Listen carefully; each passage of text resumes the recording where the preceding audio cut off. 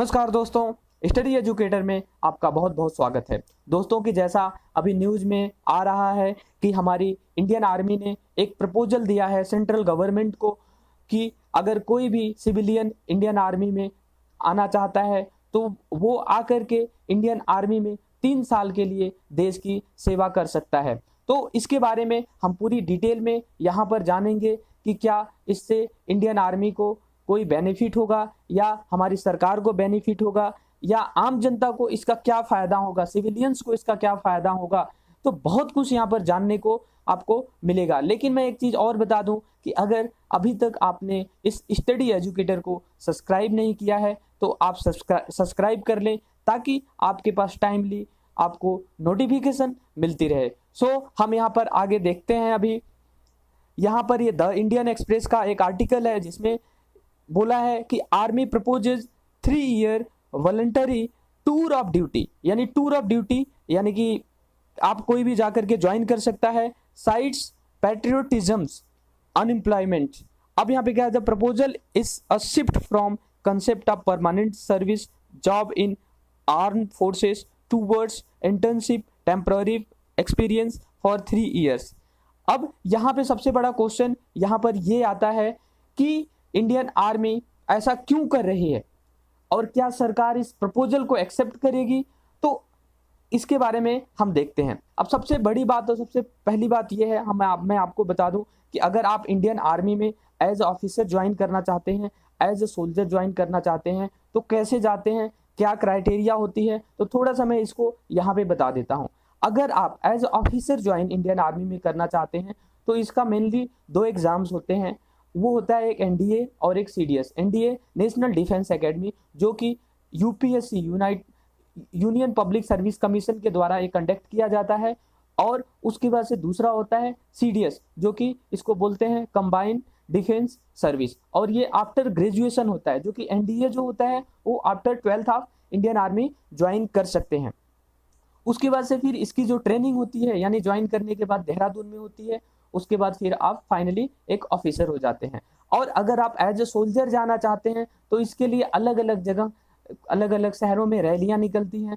वहाँ पे आपको कुछ रेस होता है, रेस आप क्वालिफाई करते हैं। उसके बाद फिर कुछ मतलब छोटे से एग्जाम्स होते हैं और उसके बाद मेडिकल होता है एंड देन फाइनली आप एक इंडियन आर्मी में सोल्जर हो जाते हैं। उसके बाद से अब यहाँ पे हम देखते हैं कि यहाँ पे जो गवर्नमेंट को ये प्रपोजल दिया गया है इससे गवर्नमेंट को क्या फायदा होगा। तो सबसे बड़ी बात यह है कि अगर ये प्रपोजल लाने का, अगर इंडियन आर्मी को ये प्रपोजल देने का मतलब यह है कि अगर देश में बहुत सारे ऐसे लोग हैं जो देश की सेवा करना चाहते हैं, इंडियन आर्मी ज्वाइन करना चाहते हैं, लेकिन किसी कारण बस वो ज्वाइन नहीं कर पाते हैं। अब यहाँ पे क्या है कि यानी इस प्रपोजल के थ्रू अगर ये गवर्नमेंट एक्सेप्ट कर लेती है तो बहुत सारे लोग इंडियन आर्मी में जा करके देश की सेवा कर सकते हैं। लेकिन क्या यहाँ पे अगर आप इंडियन आर्मी में यानी कि इसके थ्रू अगर जाते हैं तो क्या आपको सैलरी मिलेगी, क्या आपको और बेनिफिट मिलेंगे, तो ये सब सारी चीज़ें हम यहाँ पे जानेंगे।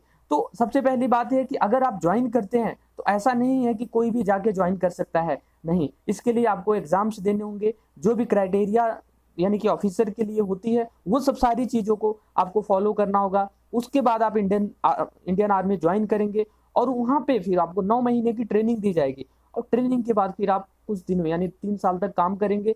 उसके बाद आप छोड़ करके आ सकते हैं या फिर उसको कंटिन्यू रखना चाहते हैं तो आगे कंटिन्यू भी रख सकते हैं। लेकिन यहाँ पर एक बात यह है कि अगर आप छोड़ करके आ जाते हैं तो आपको कोई पेंशन नहीं मिलेगा, कोई और अदर बेनिफिट नहीं मिलेगा। हाँ, यहाँ पे एक चीज़ें दी जाएंगी कि अगर मान लीजिए आप आ जाते हैं तो फिर आपको जो कैंटीन फैसिलिटीज़ हैं और जो इस तरीके की फैसिलिटीज़ हैं वो मिलेगी। और दूसरी चीज़, अगर आप कहीं अदर फील्ड में जा करके काम करना चाहते हैं, जैसे कॉर्पोरेट सेक्टर में काम करना चाहते हैं, प्राइवेट सेक्टर में काम करना चाहते हैं, तो वहाँ पर आपको प्रेफरेंस दी जाएगी।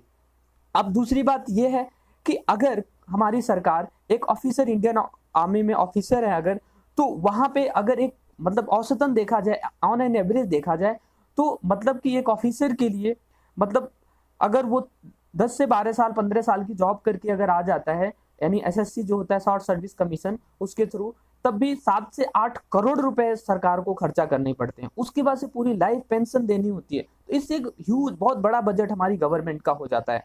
दूसरी बात यह है कि जो SSC यानी शॉर्ट सर्विस कमीशन है, फिर 10 साल यानी आगे यानी परमानेंट जॉब में इसको कन्वर्ट करते हैं, आगे 60 ईयर तक करते हैं।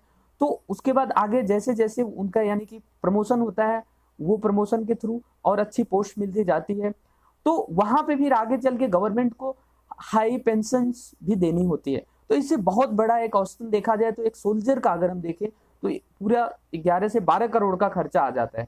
तो अगर ये प्रपोजल एक्सेप्ट कर लिया जाता है तो इंडियन आर्मी पे जो इतना सारा बर्डन है सैलरी का, वो यहाँ पे कम हो जाएगा, क्योंकि यहाँ पे 70 से 80 लाख रुपए में 3 साल में सारी चीजें हो जाएंगी।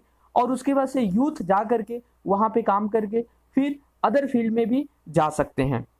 तो यहाँ पे हम देख सकते हैं कि voluntary tour of duties for youth who don't want to make defence services their permanent vocation but still want to experience the thrill and adventure of military professionalism.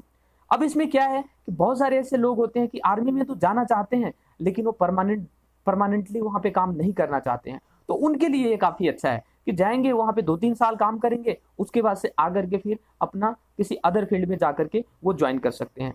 अब the entry criteria for such candidate will not be relaxed, मतलब इसमें ये है कि जो भी लोग जाएंगे तो यानी कि जो भी प्रोसेस है, अभी मैंने पहले ही बता दिया था, यानी कि सारा प्रोसेस के एग्जाम देना है, इंटरव्यूज देने हैं, ट्रेनिंग करनी है, फिर आपको जाना है। और army spokesperson colonel Aman Anand confirmed that such a proposal is being discussed and emphasized that if they accepted, the tour of duty will not be mandatory। अब ये सबके लिए मैंडेटरी नहीं है, who want to join it can join। अब ऐसा नहीं कि सारे लोगों को, पूरे इंडियंस को ऐसा करना है, जैसे कि आप देख सकते हैं बहुत सारी कंट्री में, जैसे इजराइल में है कि सारे वहां के सिटीजन्स को एक बार आर्मी में जाना होता है, बट यहाँ पे इंडिया में ऐसा ये यानी कि जो टूर ऑफ ड्यूटी है इसके थ्रू ये चीजें नहीं होंगी। अब यहाँ पे कह रहा है it proposes that individuals earning for 3 year period could be made tax free. अब देख सबसे बड़ी बात यह कि अगर जो भी इंडियन आर्मी ज्वाइन करता है तो जो भी सैलरी होगी उस पर कोई टैक्स नहीं लगेगा। And he she could be given preference in public sector job as well as post graduate courses.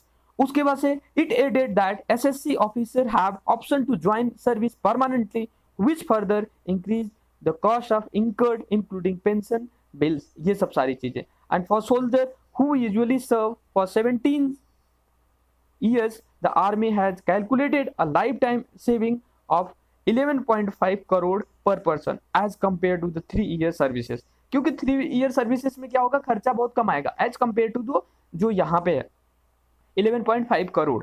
अब कहते हैं the trend disciplined confident diligent and committed young men and women who have done the 3-year services and an initial survey has indicated that the corporate sector will prefer to hire such youth rather than the fresh graduate।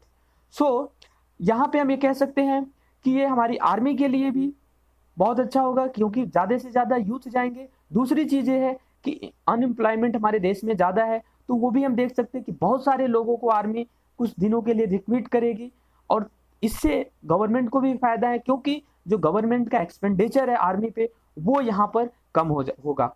और इस तरीके से एक चीज़ें और भी हम यहाँ पे देख सकते हैं कि क्या जो आर्मी के लोग हैं यानी जो काम करेंगे 3 साल, क्या उनको और बेनिफिट नहीं मिलेगा। तो अभी मैंने बता दिया कि वो अगर अदर फील्ड में जाते हैं तो उनको सबसे पहले प्रेफरेंस दी जाएगी। सो ये रहा पूरा एनालिसिस। आपको कैसा लगा आप प्लीज़ कमेंट करें और उसके बाद से इस वीडियो को लाइक करें। और दूसरी बात यह है कि अगर आपको अच्छा नहीं लगा तो आप इस वीडियो को डिसलाइक भी कर सकते हैं, लेकिन प्लीज़ आप रीज़न लिखें। So thank you very much.